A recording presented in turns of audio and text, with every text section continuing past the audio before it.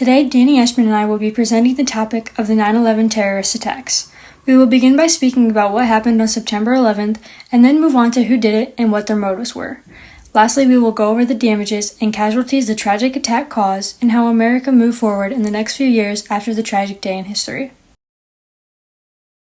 On September 11th, the morning began as a clear and beautiful day across the northeastern United States.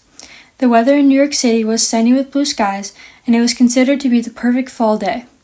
As people were heading to work and children were going to school, the morning traffic bustled through the city streets of Manhattan. While normal people followed their regular morning routine, the next few hours would change the history and lives of millions of people forever. The North Tower of the World Trade Center was the first target in a series of devastating attacks. At 8:46 a.m., American Airlines Flight 11, en route from Boston to Los Angeles, crashed into the North Tower between the 93rd and 99th floor. As people from the streets watched as a massive hole in the building burned, nobody realized that this disastrous event was not by accident. The impact caused a massive explosion and fire, instantly trapping hundreds of people above the impact zone.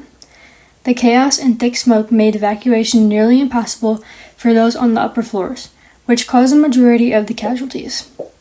The structure damage from the impact and fire ultimately led to the tower's collapse at 10:28 a.m., a collapse that claimed the lives of everyone still inside while marking a horrific chapter in American history. 16 minutes after the North Tower was hit, which was 9:03 a.m., United Airlines Flight 175, also heading from Boston to Los Angeles, struck the South Tower between the 77th and 85th floors. At this moment in time, people all over the United States realized that this was no longer an accident and America was under attack. Although the impact was lower than that of the North Tower, the angle and speed of the plane caused widespread destruction and fire. The South Tower collapsed at 9:59 a.m., meaning that innocent office workers were trapped in the burning smoke-filled building for over 55 minutes. As the second tower was hit, President George W. Bush was in Florida at Emma E. Booker Elementary School reading to a second-grade class. Bush's chief of staff came over and whispered in his ear, "A plane hit the second tower. America is under attack." President Bush remained calm, but the look on his face as shown in the picture shows the complete shock and terror for his beloved country. After Bush was done reading, he addressed the nation and then headed to New York. On another plane, United Airlines Flight 93, the passengers and crew fought back against the terrorists, preventing them from reaching their intended target. The plane crashed into a field in Pennsylvania, and their bravery saved countless lives. While the question of why the other passengers on other flights came about, some speculate that the passengers on the other flights did not know what was about to happen, while others believe it was due to the initial shock of the hijackings or the high risks because of the hijackers' aggressive tactics. To this day, nobody knows what truly happened on each of the planes, but everyone has their own opinions. As if the three plane crashes weren't enough, a fourth plane, American Airlines Flight 77, crashed into the Pentagon located in Arlington, Virginia. The Pentagon is a very well-known American building due to its unique shape, of course, a pentagon. Fortunately, the area where the plane struck was going under renovations, meaning it wasn't as populated with workers as it normally would be, but the number of casualties was still a great deal, which we will get into more later. Now, you may be asking yourself, why were these buildings in particular chosen to be the main locations for the attacks? And to that, I have the answers. In America, the World Trade Center had a major symbolic value as a representation of American capitalism and economic power. It was considered to be a prominent location in the heart of New York, and the large number of people working in the towers created the potential for a large number of casualties. By attacking the World Trade Center, the Islamic extremist group wanted to send a message about how vulnerable the United States was. The Pentagon, while it's not a very populated building, houses the U.S. Department of Defense, which provides the military forces needed to deter war and ensure our nation's security, which makes it the perfect candidate for an attack. Lastly, although Flight 93's target location is undetermined, many believe it could have been the White House or even the U.S. Capitol located in Washington, D.C., which would once again send a message to America. American Airlines emergency line, please state your emergency. The cockpit's not answering. Somebody's stabbed in business class. And I think there's mates that we can't breathe. I don't know. I think we're getting hijacked.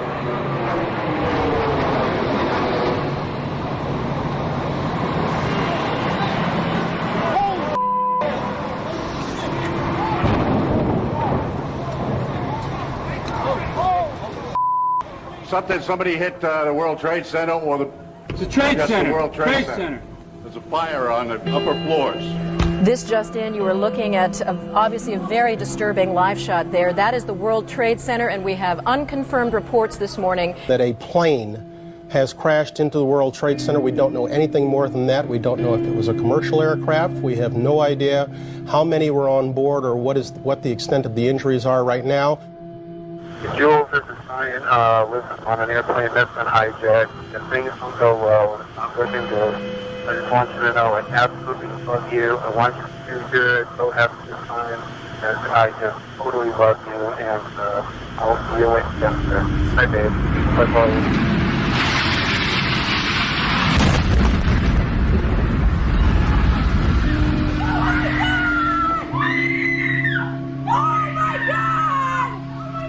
Oh, my God. Oh, my God. That looks like a second plane. Oh, there's another one. Another plane just hit. Right. Oh, my God. Another plane has just hit. It hit another building. Flew right into the middle of it. Oh, my goodness, there's another one. It seems to be on purpose. Oh, my goodness. Now it's obvious, I think. I leaned over and whispered into his right ear. A second plane hit the second tower. America is under attack. Today we've had a national tragedy. 2 airplanes have crashed into the World Trade Center in an apparent terrorist attack on our country. Oh my goodness. Oh my goodness. We're looking at a live picture from Washington, and there is smoke pouring out of the Pentagon. It would appear that there has been another major explosion, this one in the nation's capital. There is smoke in the air over the Pentagon. This is as close as we can get to the base of the World Trade Center. You can see the firemen assembled here, the police officers, FBI agents, and you can see the 2 towers. A huge explosion now, raining debris on all of us. We better get out of the way!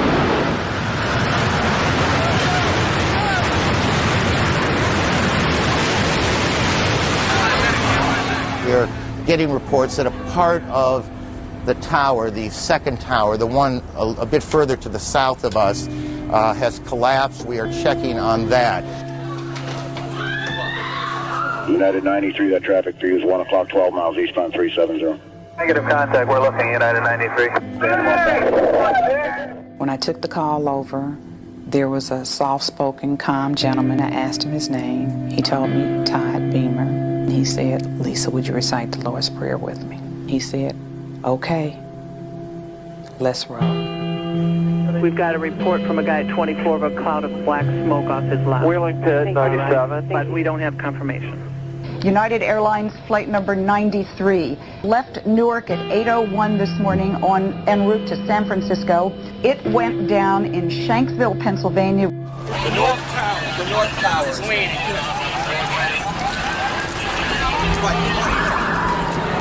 Oh my God, there it goes!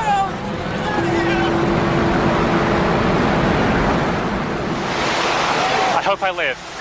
I hope I live. It's coming down on me. And there's, you can see, perhaps the second tower, the front tower, the top portion of which is collapsing. Good Lord.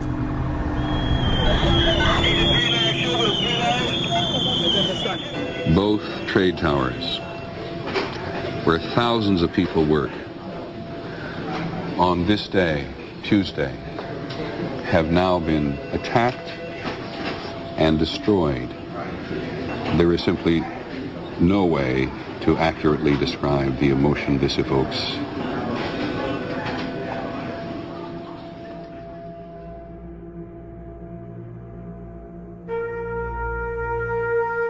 I want you all to know that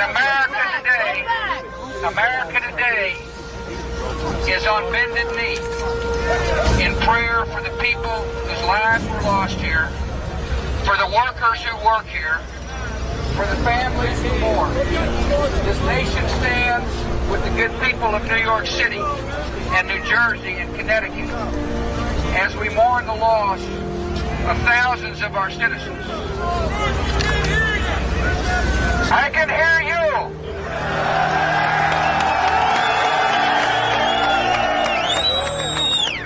I can hear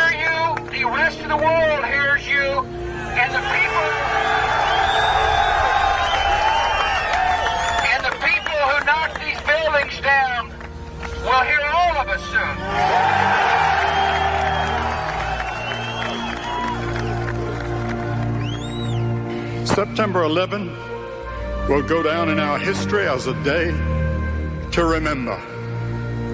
None of us will ever forget the pictures of our courageous firefighters and police, many of whom have lost friends and colleagues, or the hundreds of people attending or standing patiently in line to donate blood. A tragedy like this could have torn our country apart, but instead, it has united us. On September 11, 2001, who attacked the United States and why did they? Who was involved?